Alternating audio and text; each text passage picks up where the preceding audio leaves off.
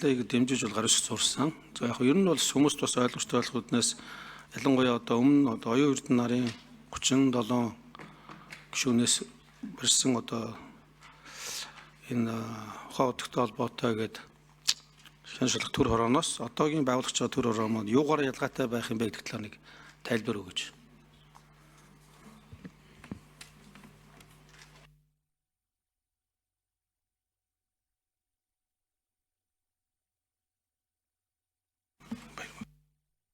За баярмаг шүү хариулъя.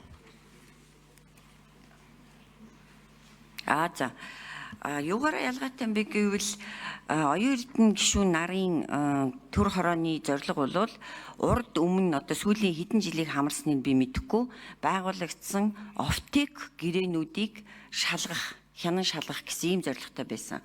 За энэ гэрээнүүд дотор эсвэл энэ гэрээнүүдээс гадна ч юм уу ухаан удгийн гэрээг одоо хэрхэн яаж байгуулсан тухай хяналт шалгалт оруулах гэсэн ийм зорилготой байсан.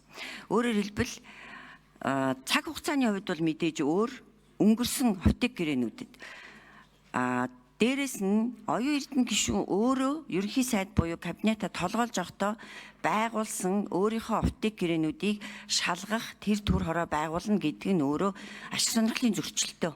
Угаасаа хяналт шалгалтын тухай хуулиараа бараг бүрэлдэхүүнд нь орохыг хүртэл хориглож байгаа.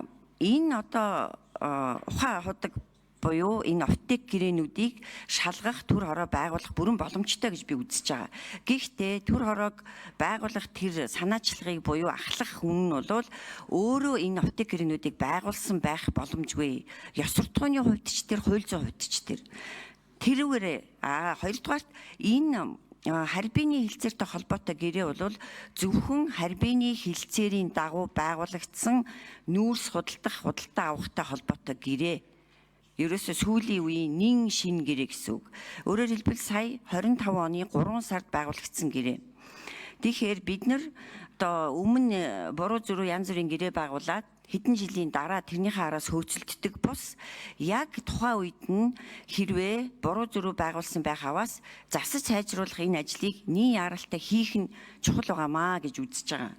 Тэр утгаараа яаралтай энэ төр хороог байгуулж хянан шалгаж энэ гэрээг засаж сайжруулах шаардлагатай буюу өөрөөр хэлбэл нүүрсний үнийг нэмэх эсвэл биржийн үнээр худалдах энэ чиглэл рүү н оруулах боломжийг эрэлхийлж байгаагаараа ялгаатаймаа. Өөрөөр хэлбэл нэг л гэрээний тухай асуудал яригдж байгаа. Өмнөх бол асар олон буюу өнгөрсөн офтек гэрээнүүд. Ийм ялгаатаймаа.